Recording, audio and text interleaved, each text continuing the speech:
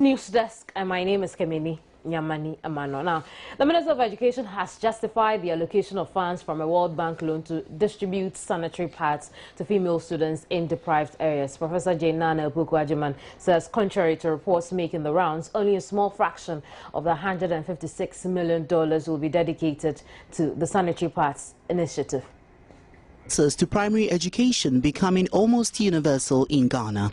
New priorities are emerging at the post-basic level, where the demand for secondary education is fast increasing. The supply of senior high schools has, however, not kept pace. Ghana's middle-income status will require more senior high school graduates with the relevant skills and abilities to either further their education or join the workforce. Research indicates a lot of the youth typically would either not have physical access to a senior high school or do not qualify to gain admission. In addition, the quality of senior high school programs shows large disparities between the best performing schools and the rest of the sector. At a news conference in Accra, Minister for Education Professor Jane Nana Opoku-Agyeman believes the secondary education improvement project is very crucial to addressing the challenges. And this is a project that looks at results.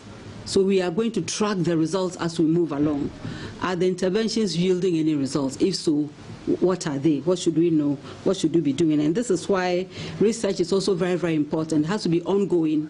And all of this will advise the ministry in ways that are very, very objective, give empirical data based on which we can propose interventions. She stated the sanitary pads are aimed at improving sanitation among adolescent school girls. Girls, she says, are often forced to skip class during that time of the month. It's a very, very serious issue.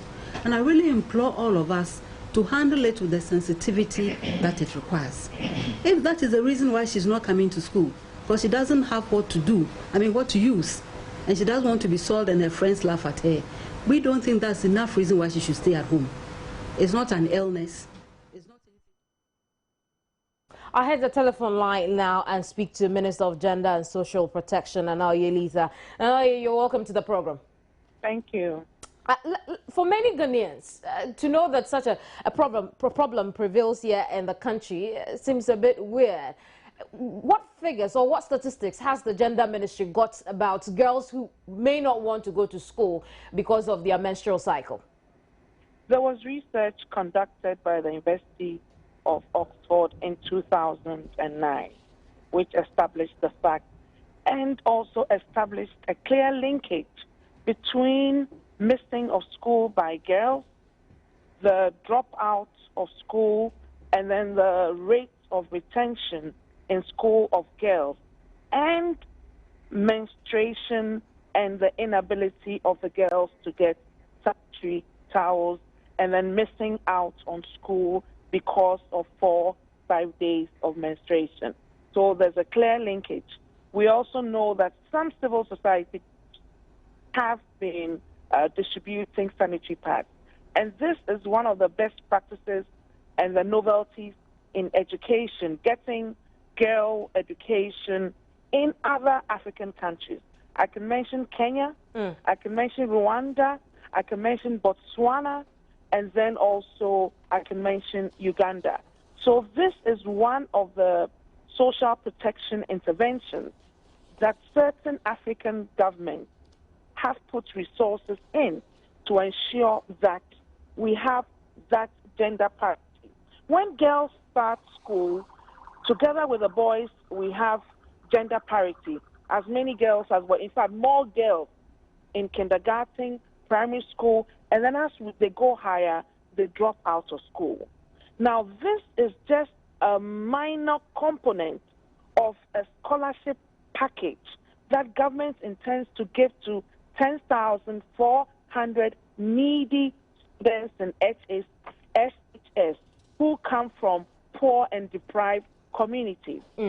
Out of about 10, we are paying school fees, paying examination fees, providing school uniforms, textbooks, and, very critical, transportation costs because of the schools. We are upgrading 75 educational institutions, constructing 23 new ones, and then also improving about 50 or so others. And the sanitary pad is just a component of the scholarship package. And 60% of the 10,400 students and beneficiaries who will be identified are actually girls who will be identified. There will be girls with HIV, girls who are teenage mothers or who are single parents, and there's several, and then also orphans, and also girls who come from single parent homes. So we have a criteria, and this is just to help to ensure that the girls stay in school. My understanding is that this is already active, and in some parts of Accra. Which areas exactly? This, I know Comfort, I don't know the areas. I know there's a school in Dansoman, a friend who told me yesterday that her daughters benefited in Dansoman near Karikari. Apart from that, I know Comfort has been doing this, and then other civil society groups. So you can find out from Comfort. I see. How long do we intend to do this? This World Bank project covers a period of 5 years. A period of 5 years. And after the 5 years, what happens with these girls? After the 5 years, it will be absorbed by the government of Ghana, because it is a very good initiative. At the end of the day, we want to make sure that we have girls staying in school and completing. When you look at data, you realize that we have few girls in tertiary education, and we're targeting needy students from the rural areas. That is very critical for us. When you educate the girl, even the children she bears are less likely to die from infant diseases. And our Demographic and Health Survey of Ghana has clearly shown this, the Demographic and Health Survey of 2008. UNESCO have also done research and said that out of every 10 African girls, 1 drops out of school because of inability to procure sanitary protection. And this is what we are avoiding in Ghana by implementing this. Have we figured out yet the modalities for distribution of these pads? I beg your pardon? Have we figured out yet how to distribute these pads, and how many perhaps per child? Yes, like I said, it's 10,400, 60% girls. There's going to be an independent administrator set up to target and determine who benefits from this scholarship package. Like I said, it is a scholarship package. This sanitary towels is a component of a scholarship package. So there'll be a transparent selection process. But the focus is the category that I identified to you, the vulnerable girls and boys. I see. Now, so these girls are going to be given the sanitary pad throughout their stay in secondary school.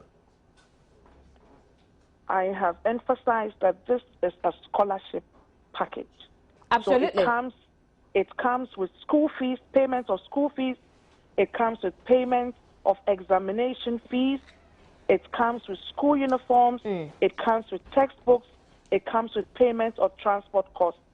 And it is a whole scholarship package. When are we going to see its full implementation? It is still being rolled out. It is for 5 years. It is commencing. And when we are ready, when the Ministry of Education is ready, and a public announcement will be made.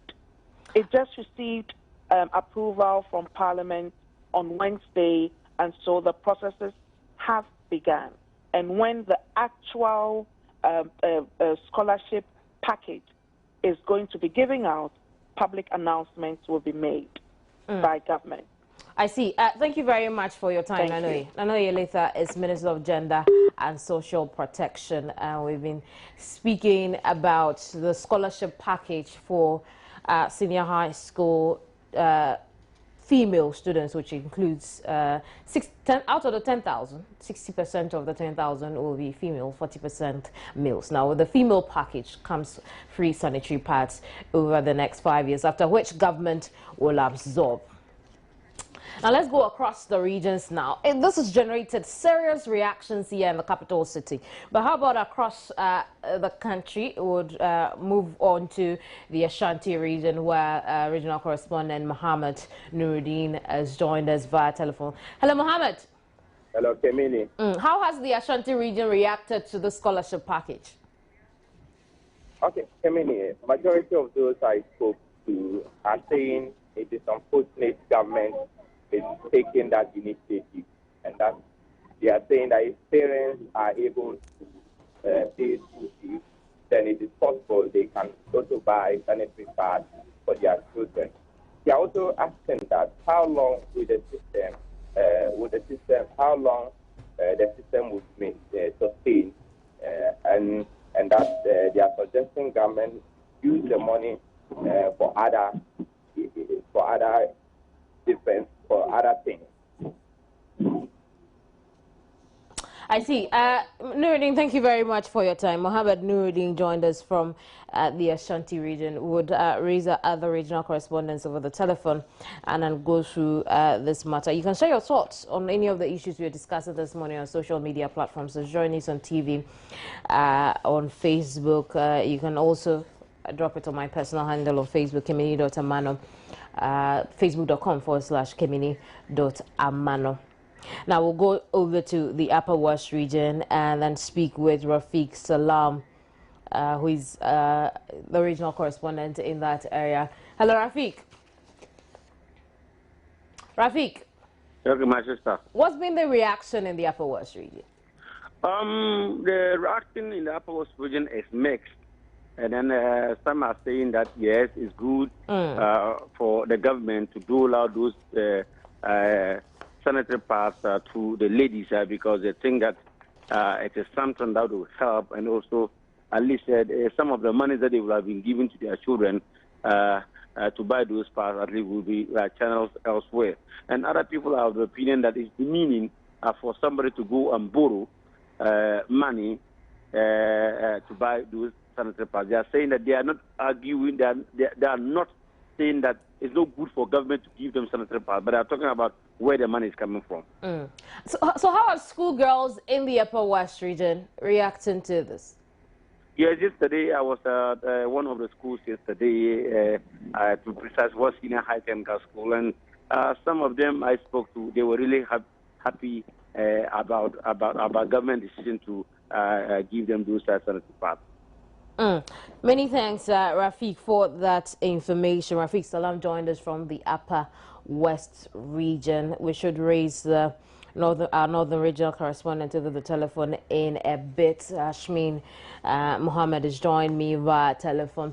Hello, Hashmin. Hello, Hashmin.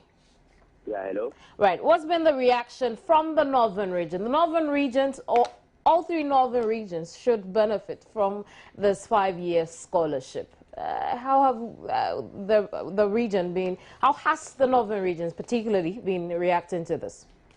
Well, I have been speaking to some and they think that it is a welcome idea. I've also been engaging, talking to some parents, and they think at least if it is a government policy that is coming to take care of the burden of parents, then it should be something that is should be welcoming, especially those in the peri-urban or in the rural areas. They think that it is a very, very good move that will improve sanitation in the streets. Are they looking forward to this for some of the girls in the northern region? Hello, Kemini. I'm asking, is the northern region looking forward to this scholarship for some of its girls? Yes, it is a very, very good policy. Right.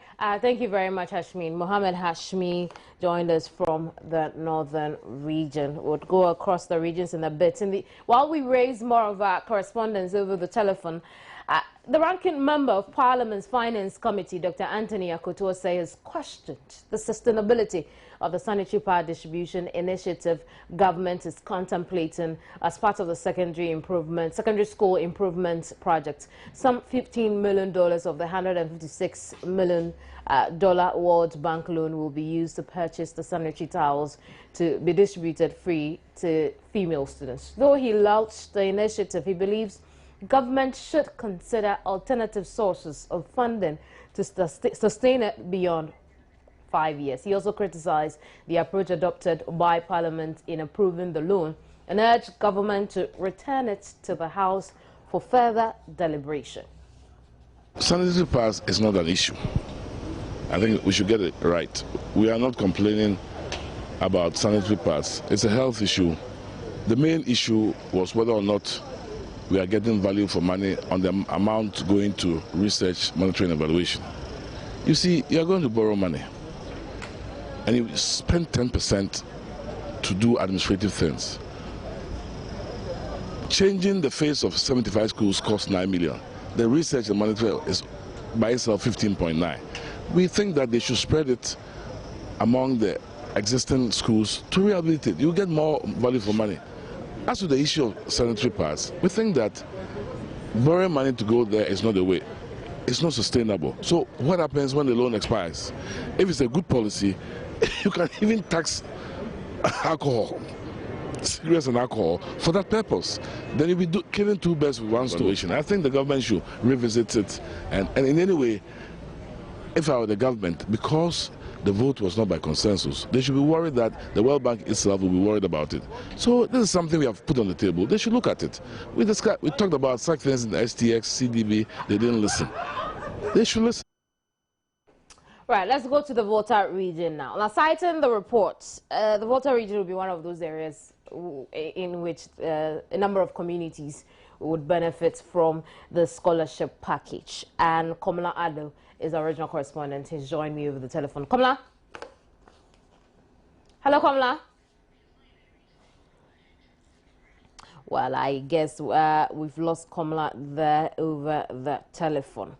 Now, when I come back, we'll talk a bit more about the scholarship package for senior high school improvement. And then also we have the situation where the Ghana National Association of Teachers has fired another warning to government to keep its hands off their pensions contributions. On the other hand, the National Disaster Management Organization is asking for the establishment of a national disaster fund. Already, some of you have been sharing thoughts on that.